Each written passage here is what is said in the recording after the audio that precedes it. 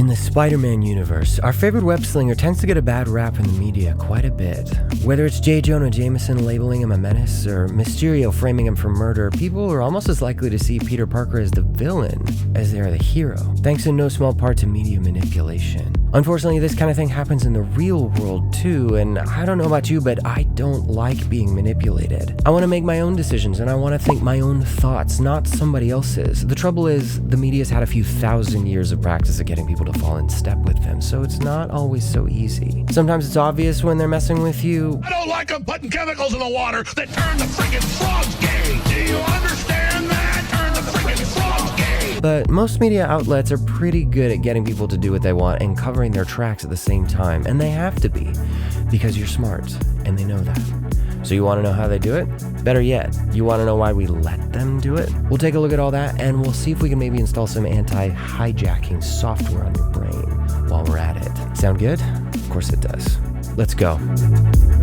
First things first, let's look at what they're doing so we can train up our spidey senses to recognize when it's happening. Because if you can't see what they're doing, you won't notice when they reach up your backside and steer you around like a puppet. Kermit, what are you doing? I'm dancing, bro!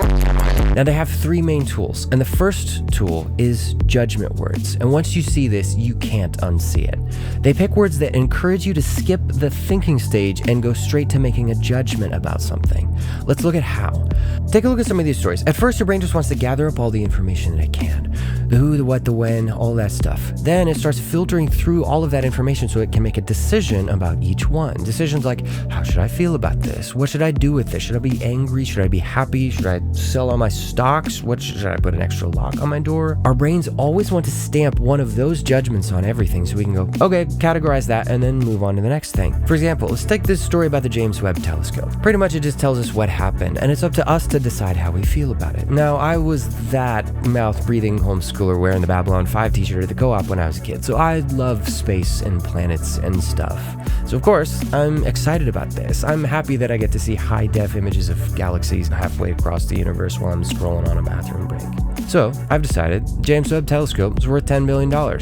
You go, James. Keep it up, buddy. You do your thing. This is where media influence comes in. They know your brain is a decision-making machine, and they hijack the decision-making process by strategically placing words that have pre-packaged judgments embedded in them. Now let's pretend I think the James Webb Telescope is a bad thing, and I want you to think that it's a bad thing too. All I have to do is inject a few judgment words into this story, like James Webb Telescope invades the privacy of neighboring planets. Now all of a sudden you're like, whoa, slow down there, Sting. Now you think that James Webb Telescope bro's kind of messed up and you want to cancel him. This works because that term, invasion of privacy, has a pre-packaged judgment in it. You probably already decided a long time ago that invading somebody's privacy is a bad thing, so the headline gets you to skip your thinking process and go straight to making a decision before you even know it's actually happened, simply by associating the story with something you've already decided is bad. We see this happen with Spider-Man when J. Jonah labels him a menace. Now you've already decided that a menace is a bad thing, so simply by associating him with something you've already decided is bad, the negative connotation comes along with. Now you might say, that's absurd, I would spot that, and that's true. You're smart, so you would notice. So, in order to keep you from noticing, they have to be more subtle about it. There's a whole vocabulary of stealthy, influential words that people can use to pressure you into making a judgment without thinking. It could be an emotional judgment, like this makes me feel good or bad, a moral judgment, like that's right or that's wrong. It could be a practical judgment, like, hey, that will work or that won't work. If they want you to make a negative judgment about something, they could say something like, so-and-so confesses or so-and-so speaks out, because speaking out usually means something bad is happening. Same with words like fallout or radical or toxic. You've already decided that toxic things are bad, so all they have to do is call something toxic and now you think it's bad too. And if they want you to make a positive judgment, they use words like sustainable or heroic or justice, because you guessed it, you've already decided that justice is a good thing. So if they call something justice, then it must be good by association. It's all about the subtext and the hidden implications that these words push on you. Let's see how this works out in the wild. What are actual media outlets saying right now? When you read these headlines, you probably assume that these siblings are dating each other. Ugh. But nope, it's still weird, but it's not what they wanted you to think. It doesn't even matter now that you know what's actually going on because you've already decided that the show is bad, and that's all they really wanted. I mean, to be fair, the show probably is bad, but I want to decide for myself, dang it. Be on the lookout for words that get you to make one of those judgments without actually thinking through the issue for yourself. Everybody's doing this, but it's up to you to look and find out if their judgments accurately match reality or if they're distorting reality to try to control something. The second tool that they use is something that I would call selective narratives. Those mind-controlling judgment words can be powerful, but they usually aren't enough on their own because you're smart. So they add another layer. They carefully select which parts of the story to tell you and which parts to leave out. They also emphasize certain parts and downplay others to direct your brain down just the right path so that you'll end up exactly at the destination they want you to. Add a few embellishments here, some creative license there, and voila, chef's kiss, you have a story. A story that motivates you to make the decisions they want you to make. Malcolm Gladwell and Russell Brand are excellent examples of this. They craft stories that are entertaining, but when you look into the real-world source material, you find it's a lot more complicated, and the real story doesn't all match the messages that they're trying to send to you. For example, on his podcast Revisionist History, Gladwell told the story of the runaway Prius epidemic back in 2009. He selects just the right elements of the story and creates such a compelling narrative that by the time he's done, you are convinced there was never a problem with the Priuses and it was user error all along.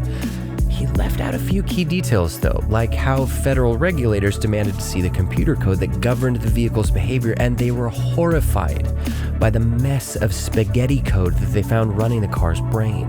And he also left out that on hybrid cars especially, the car's computer doesn't just control the accelerator, it controls the brakes. You can't even do a brake flush on a Prius without a scan tool, a second technician, and going through a whole song and dance, and you have to get it right. Now, I'm not saying he's wrong. I mean, his story is at least plausible, but he did leave out some of the most critical details of the story, and he didn't give you enough to make the decision for yourself. He made it for you with the way that he told the story. Now, when you know how much of a climate apologist Gladwell is, it makes a bit more sense that he would craft a story to defend the honor of the mighty Prius. And he almost had me. This method is tricky to spot because you don't know the whole story and they're banking on that. Combine this with the judgment words that they'll throw in there and they can make a pretty safe bet that you won't go digging any deeper into the story anyway. I mean, after all, why would you keep digging if you think you know the story and you've already stamped a judgment on it and moved on to the next thing? So whatever the topic, make sure you're getting the whole story by having multiple sources with varying perspectives. If you're not, then selective narratives will be super effective on you because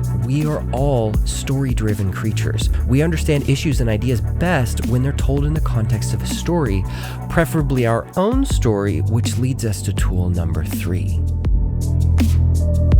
Once they've created a narrative, they'll create characters. These characters are generally portrayed as heroes and villains, and often they'll place us in the story as the hero. Take a look at this example. I found the story about an AI image generator that was tasked with creating pictures of the end of the world, and they're pretty messed up. Now, the way that this story is written, it seems they want you to think that the end of the world is going to be our fault, and that there's going to be all sorts of nuclear disasters and climate disasters, and it pushes us to do something about this before it happens, even though these pictures are just a computer making a lightly educated guess. This is an incredibly powerful manipulative tool because this story gives us an unconscious call to action. You see this story and now you want to do whatever it takes to avoid that creepy dystopian vision of the future, and they subtly offer you a way to do that. You've just been placed in the role of the hero and you've been handed an enemy to fight. The enemy that's causing the danger, that's giving you anxiety. This works because not only are your survival instincts triggered at this point, you're ready to go, you're ready to just punch a shark in the snout. Our instincts also want to do whatever the hero of a narrative will do, and this can be a good thing in a lot of situations. The trouble is, we also want to be the hero who vanquishes the villain. That's not always so good because it also means we'll fight whoever the narrative paints as the bad guy, and media outlets can use that to send us out to go to war with our neighbors. Those people over there are taking away your rights. Those people over there aren't wearing masks. Go fight them. The way that we tell you to. This also tells us one of the main reasons why we don't always care that the media is manipulating us. We kind of want it to be true. Here's the progression. It starts off with them, I'll take some of the work out of digesting this story. I'll just make a few judgments for you. Then they start sending out potential dangers to trigger your survival instincts, and that heightened emotional state keeps you coming back for more, by the way. Then they place that danger in the context of your story and send you out as the hero to fight the danger.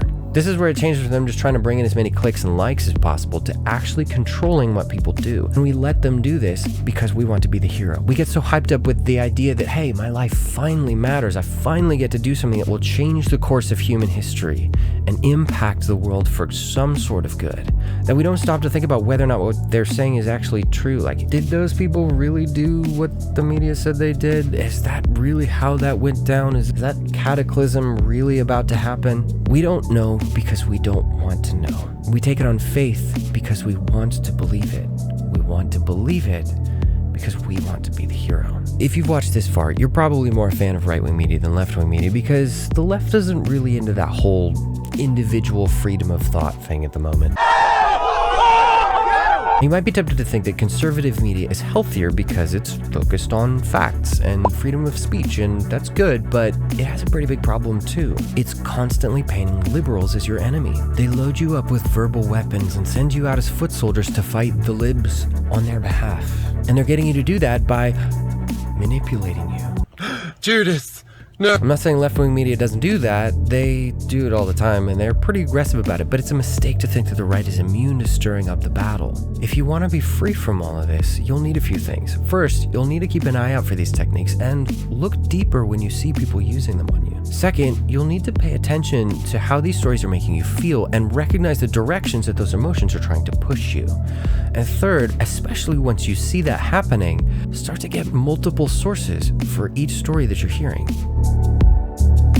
But even if you do all of that, there's still a problem, and it all comes down to how you define what's true. Most of us have been taught that our personal truth is the realest and highest form of truth, and that makes us feel great because it places us at the center of our own universe. But that view has a fatal flaw. If there is no objective truth, then the only way that we can determine our truth is through our perceptions. And as long as your personal truth is the most authoritative truth in your life, anyone who can control your perception of reality will be the one who actually controls you through your truth. And the media will always be able to manipulate your perception of reality by distorting it and withholding information. In short, as long as your truth is determined by your perception of the world, then whoever controls your perception controls you. Sure, you'll feel like you're in control of your truth, but whoever controls your perception will be the one who really pulls the strings. The only antidote to this is to have some sort of objective truth that's above any man-made truth,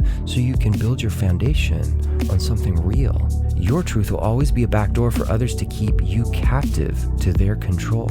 But Jesus offers a higher truth that no one can use against you. And where the media doesn't give you a choice in any of this, Jesus does. The media uses manipulation, but Jesus offers an invitation. He offers us an opportunity to build our lives on a solid foundation of unchanging truth that He gives to us as a gift. With that as your foundation, you can recognize what is and isn't real when people tell you things. Jesus also fills the emotional needs that media outlets prey on and leverage against us. Whether it's our need to feel safe and secure or feel like our lives are valuable and have meaning, Jesus fills those hungers with peace and joy and a real sense of belonging. And when we have that, we don't need what the media is selling us, and they lose their power over us. With the media, they use their power to control you against your will and take what they want from you. You are the product that they're exploiting. But Jesus doesn't need anything from us. He has no agenda to hide, and He proved that He genuinely cares about us by sacrificing Himself to give us what we need instead. Something that no news outlet or entertainer will do. He doesn't erase our story either. He offers us a place in a true story about something more than ourselves, one that fulfills our deepest longings. We all want to be a part of a story that matters, and the truth is, we are part of a story. If you're following Jesus, then it's a war for the kingdom of God. But Jesus tells us not to fight our enemies with vicious quips or boycotts or gotchas. Ha, gotcha. Instead, to fight them with love. You won't do that though if you haven't been filled with his love first, because you'll still have your survival instincts triggered by all that danger and harm that the media told you your enemies were going to do to you.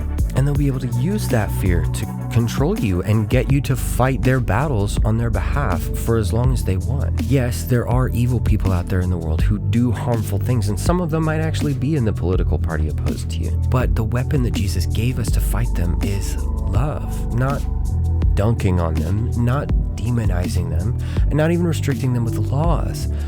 Love, care about them, help them, give to them. Your online rants and your protests can't change their hearts, but Jesus can.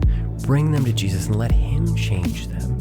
And if you can't bring them to him, at least represent him well by manifesting his love into their lives for their benefit. You want to change the world for the better? Bring the kingdom of God into this world. How? Receive God's love and give it. So I've got this time. Don't forget to hit the like button and subscribe. And if you've got any other questions about life and how to live it, or you want to go through something that I maybe missed in this episode, yeah, leave it down in the comments and we'll take a look at it together. Stay weird, my humans. Peace.